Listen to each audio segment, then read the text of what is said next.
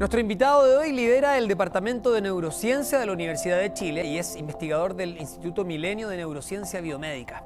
Además, es uno de los científicos que asesora la creación de los neuroderechos en nuestro país. Pero hoy queremos hablar con él también sobre las desigualdades desde la neurociencia, así que bienvenido, Pedro Maldonado. Muchas gracias por tu tiempo, por aceptar esta invitación a Futuro 360. Hola, ¿qué tal? Muchas gracias por la invitación. Bueno, vamos a partir hablando del cerebro y nos vamos a basar en tu libro que fue editado hace un par de meses, y te queremos preguntar cómo funciona el cerebro y por qué está en nuestra cabeza, que tiene que ver con el título del libro. Sí, bueno, nuestro cerebro es una colección de neuronas que funcionan en una red y lo tenemos en nuestra cabeza por razones biológicas. Desde hace mucho tiempo, ¿cierto? Los animales, cuando empezaron a hacer un cerebro, lo pusieron en el frente de avance, donde empiezan a ocurrir las cosas que importan para un organismo, donde cambian las cosas. Y eso es al frente. Entonces todos los animales crecieron su cerebro hacia donde se mueven. Y nosotros eventualmente, claro, nos paramos y ahora el cerebro está arriba, ¿cierto? Claro, desde el Homo sapiens empezamos a erguir, ¿no? Y luego ahora lo tenemos arriba. Ahora, ¿cómo funciona? Son conexiones neurales que me imagino que también van dependiendo de estímulos, momentos de la vida. ¿Cómo claro, opera? Un cerebro en particular está hecho de células como el resto del cuerpo, pero de células muy especiales que se llaman neuronas. Y tenemos en nuestro cerebro, los humanos particularmente, un enorme número de estas células en una parte del cerebro que se llama corteza cerebral. Y eso permite a nuestro cerebro hacer cosas muy diversas. Es una máquina multipropósito que empieza a hacer cosas distintas y cada vez las hace mejor dependiendo de aquellas cosas que dependen de nuestra experiencia. Pedro, pero es verdad esto que siempre se ha dicho que ocupamos muy poco de nuestro cerebro, que aproximadamente el 15%, o eso es un mito. Claro, es uno de los mitos más famosos. La verdad es que ocupamos todo el cerebro, porque esta es una máquina muy cara, ocupa el 25% de toda la energía que produce el cuerpo, aun cuando es apenas el 2% de nuestro cuerpo. Entonces, como es una máquina muy cara, la permanentemente... Viviendo en nuestro país, ¿qué pasa con nuestro cerebro cuando, por ejemplo, está sometido a un estado de estrés?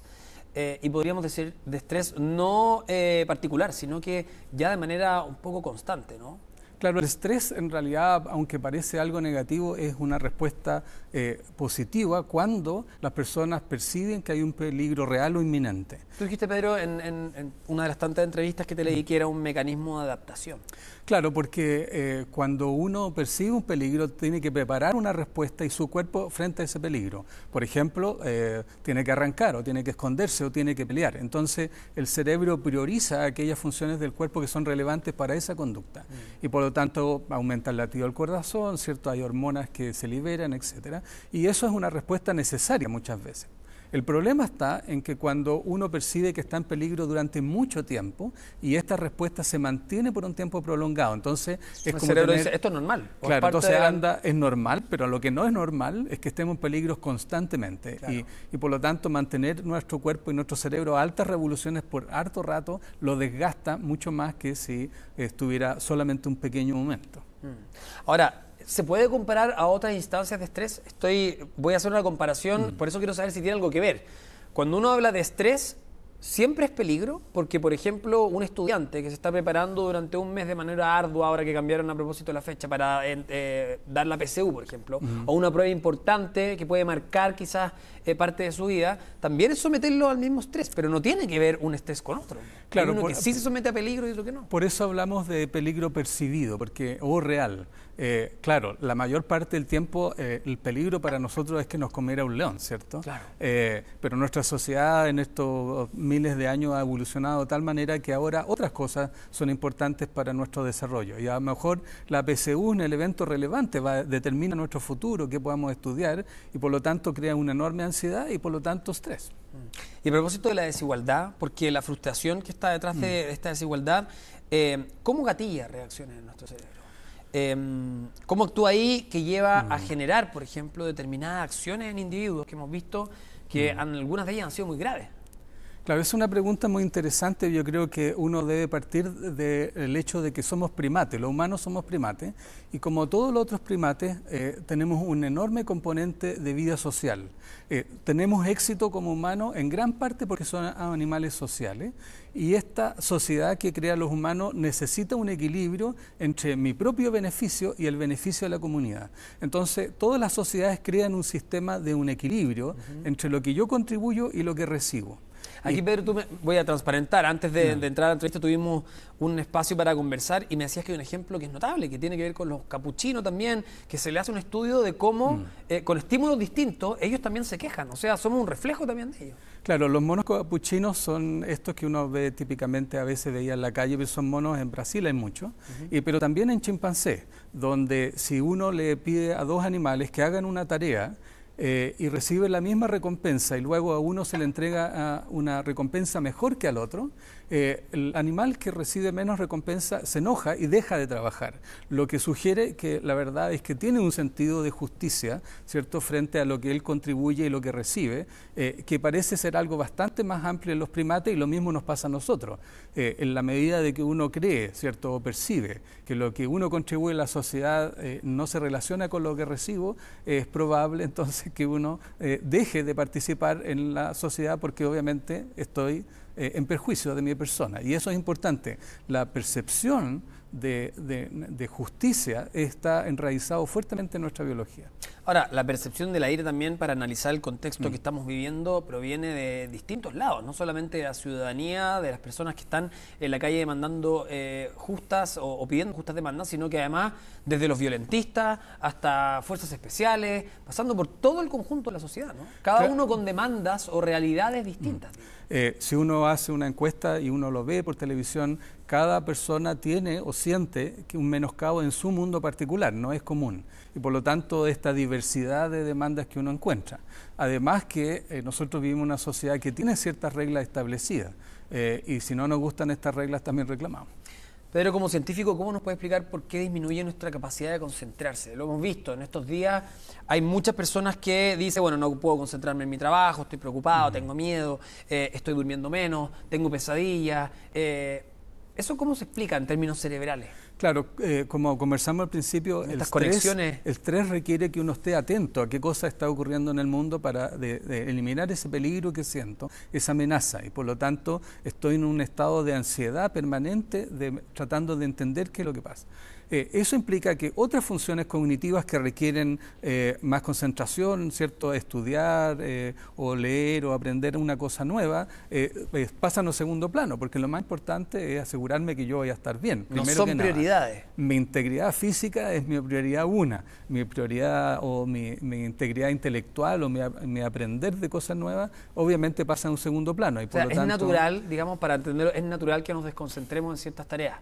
Absolutamente. Cuando estamos viviendo épocas como esta. De hecho, yo mismo casi no he podido trabajar mucho académicamente en esta semana, porque obviamente está la crisis social que a todos nos preocupa. ¿Qué está pasando? Y además del bienestar de la gente que está alrededor nuestro también es importante. Digamos, no es solamente nuestro bienestar, sino que el bienestar de las personas que no... ¿Hay alguna manera de manejar eso o el cerebro manda y el cerebro del capitán?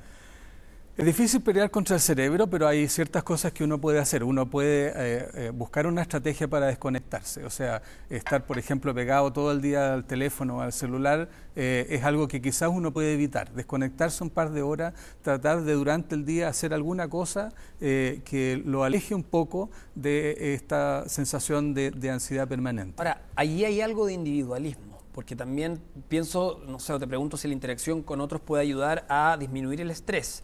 Me imagino que sí, en la medida que uno trata de buscar otros temas, pero muchas veces puede provocar el efecto inverso, y si nosotros dos estamos conversando constantemente de lo que está ocurriendo, no solamente no lo va a disminuir, sino que lo puede aumentar, ¿o no?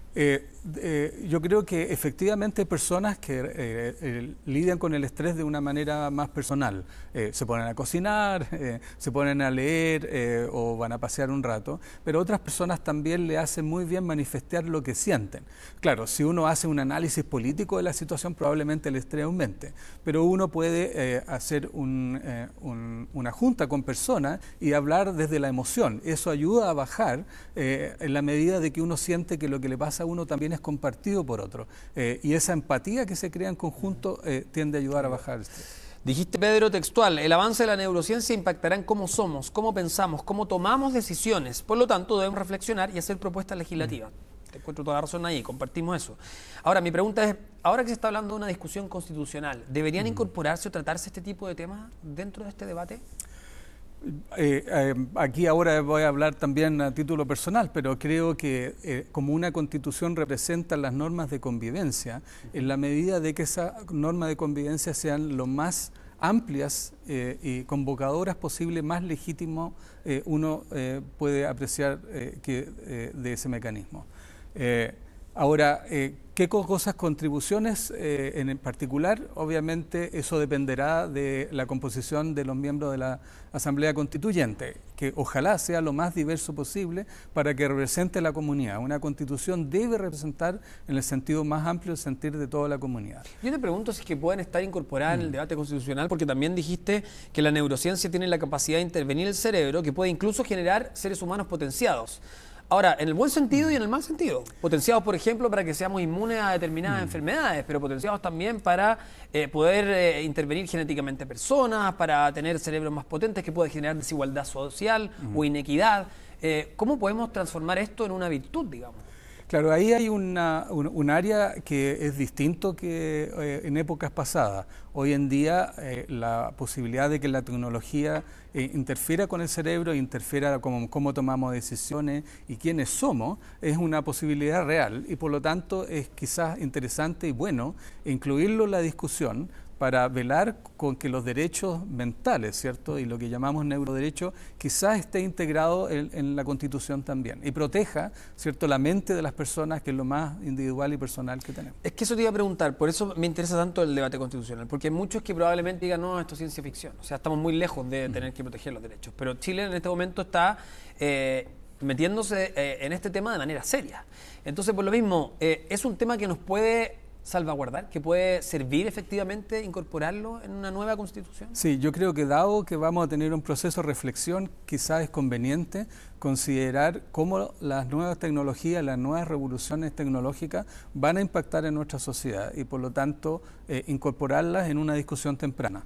Justamente, si bien en Chile la habilidad de interferir con el cerebro es algo que no está muy desarrollado en el mundo, hay muchas iniciativas que ya están buscando mezclar cerebro y tecnología y eso puede hacer que el ser humano incluso llegue a cambiar y por lo tanto es bueno entrar en conversaciones para ver si es que alguna de estas ideas que proteja, ¿cierto?, la integridad y privacidad de los seres humanos esté incorporada en una carta fundamental. Para cerrar, Pedro, estábamos hablando mucho de verse sometido a estrés constante, al miedo que eso genera también, y uno ve también la salud mental en Chile. Los índices indican que aquí estamos mal.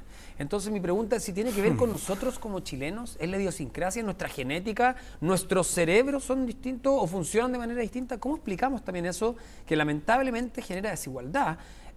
O más que la genera, la aumenta, porque las personas que sí tienen recursos pueden pagar quizás tratamientos para poder paliar eso, pero los que no tienen no.